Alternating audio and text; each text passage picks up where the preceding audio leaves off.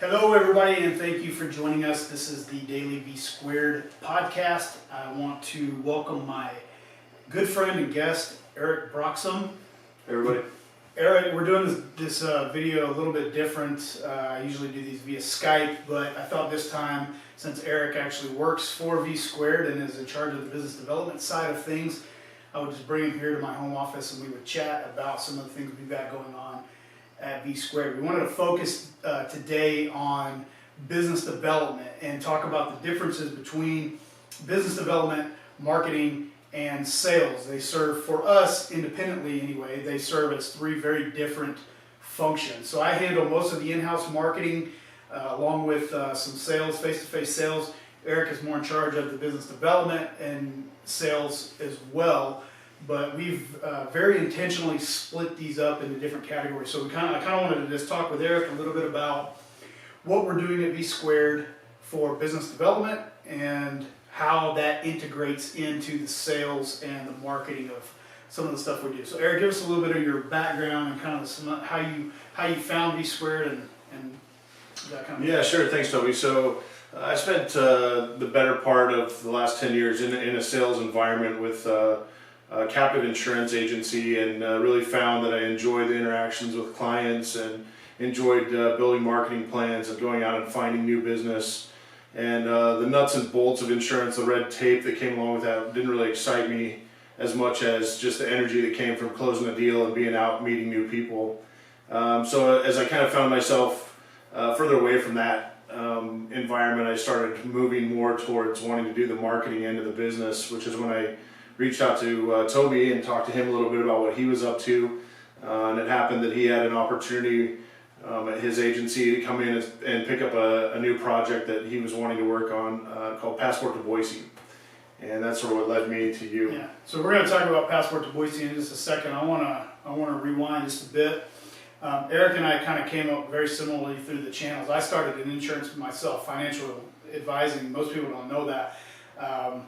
I enjoyed the marketing side of getting the new clients much more than I enjoyed doing the paperwork and all that nonsense. I didn't like that very much. So we're kind of kindred spirits on that front. For sure. And have translated and moved those skills over to the agency side of V Squared. So let's talk about some of the business development stuff that we've got going. Eric and I sat down for a couple of weeks ago and mapped out kind of a business development plan for 2016.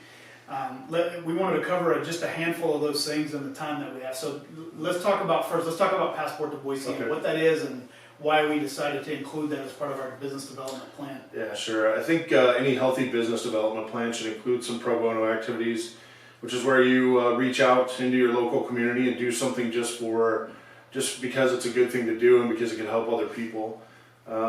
We get we derive a large sense of pleasure from really just doing things that help other people without necessarily adding to our bottom line or being ROI driven. And I feel like sometimes we get really focused on just what's the ROI of everything. And this is a way to kind of loosen the reins on that a little bit and just do something that you can actually measure the results and the impact that it has on the people that we're working with. So Toby kind of came up with the Passport to Boise concept a few years ago. That was through your what was the name of the deal you ran with the kids? Oh, the Young Entrepreneurs Workshop. Okay, so it started with the Young Entrepreneurs Workshop, and so give a thumbnail sketch of Passport. So in case anybody watching doesn't know what that is, what is it? Yeah, so Passport to Boise is just essentially an opportunity for local community kids to get out and do field trips on steroids. Is kind of the way I like to think about it. The local businesses that are participating do so at no cost to them other than their time. They host an activity or a class at their local business about once a month, sometimes more often, and kids sign up. They spend about $10 for the entire summer to go to as many activities as they can fit in their schedule, and there's usually between 30 and 50 activities per month, and it's literally just like a field trip on steroids. They go to the business, there's usually an activity or some enrichment experience, a tour, or some hands-on learning activity for them there, and they walk away having learned a whole ton, but having had so much fun that they don't even really feel like it's a learning experience. So to close the loop, when we're talking about business development, what we're talking about setting up a program where we're going out and we had some 40 some odd businesses participate last year, 200 kids participate. Yeah. If Eric and I were to go and cold call on 40 businesses about our digital marketing strategies or our marketing plans that we could develop for these businesses, we're going to get the door slammed in our face. And most of them wouldn't be open to that. Most of them would. They're not even going to talk to us. But when we go in and talk to them about participating in Passport to Boise, their eyes light up and they get excited and they go, "Yeah, that sounds like a great idea. We give back to the community." And so we're able to build a relationship with very smart, savvy, forward-thinking business owners that we may not have been able to access otherwise. So it kind of comes full circle when the reason we're doing it is because we enjoy it. We want to give back to the community. We want to do something positive for these kids and for these businesses. But at the end of the day, it helps us drive internally business for V Squared. Yeah, it helps us fulfill our mission in terms of growing our business organically and building relationships that are value driven in terms of how much we're giving back to the companies that we're working with. So it really fits in line good with our value system at V Squared, which is value squared, as well as our mission to reach out and take care of folks in the community and do good things. Yeah.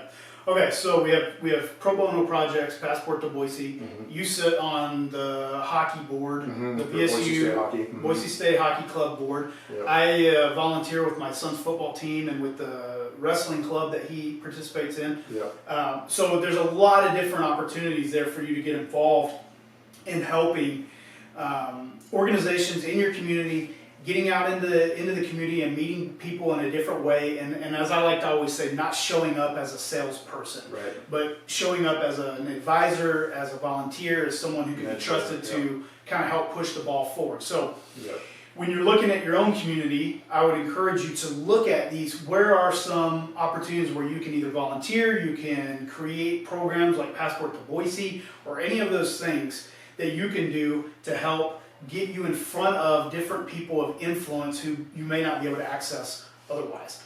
Okay, so we talk about Passport to Boise. What's the second thing? What else we got? We're putting together a panel at Boise State University right now through their College of Business and Economics. So that's we're capitalizing on Toby's experience as a distinguished under 40. I wouldn't go that far. It's what was it? Accomplished 40 under 40. Yeah. Okay, Idaho Business Review accomplished 40 under 40. So Toby was honored with that award this year, and he graduated from the College of Business and Economics at Boise State University. And so we decided to reach out to the dean of the business school, and we're actually in the process of setting up a panel of 6 to 8 local business owners who are sort of like-minded, think the way we do, and we're going to put together a sort of roundtable opportunity for students to ask questions, get answers, have the business owners give their experiences, talk about what worked for them, where they came from, how they got to where they are, and pass on a little bit of that knowledge of real world business experience. And some of it will be entrepreneurial, and some of it will be, as an owner or a partner in a business or a C-level executive. But by and large, it will be local small business owners that can really give kids at the university level a sense of, what does it mean to have a marketing degree, or what does it mean to graduate with a business degree, and what am I going to do with that? What does that actually look like? How do I raise capital? How do I make payroll? How do I hire and fire employees? And there's we're putting together a series, so this will probably be an ongoing quarterly basis activity through Boise State that we do, and really it's just an effort again to engage our local business community in a way that's really not intrusive. It's experiential in terms of how we share what we do with each other, and we're kind of building on that common bond of the experience of being a small business owner rather than knocking on their door directly again. So yeah, it's a hell of a lot easier for me to pick up the phone and say, hey, do you want to sit on this panel with me to help local business students at Boise State learn about entrepreneurship or business than it would be for me to call them and say, can we get in and do your SEO? Yeah. I mean, you're asking for almost all of our relationships that we actually really enjoy working with have come to us through some sort of activity like this, either as a referral from the result of this, or indirectly someone will say, hey, I heard about what you're doing and we're interested in working with you, or direct activity where we do something like this and then the following week we get an email follow-up that says, hey, we met with you at such and such an activity. Could we get a cup of coffee? We want to talk to you more about SEO or online advertising or our website or something that we offer. And that's all just because they have an experience with us. And they get to know us and they get a little more comfortable with what we do and who we are.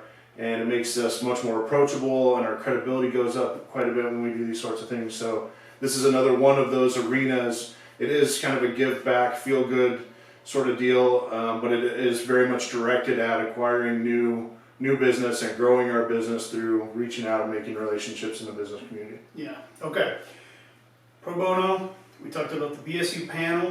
Mm-hmm. What's another one that we got going on? This is more of a fun one for us. We actually host a monthly luncheon at our office. We kind of need to come up with a catchier title than monthly luncheon. That's not that exciting sounding, but and we're branding experts. We're branding experts. It's happening so fast. We've had so many really great customers that we work with, and so many people that we really enjoy their company.